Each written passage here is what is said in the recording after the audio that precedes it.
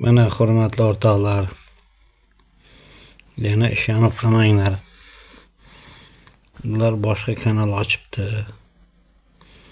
Oldin Dilshod Dimiy edi. Endi bunaqa kanal ochibdi. Bularga hayotda ishonish kerak emas.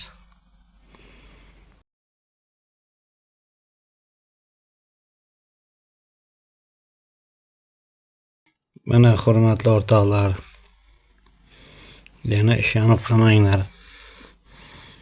Ular boshqa kanal ochibdi. Oldin Dilshod Dimiy edi. Endi bunaqa kanal ochibdi. Bularga hayotda ishonish kerak emas.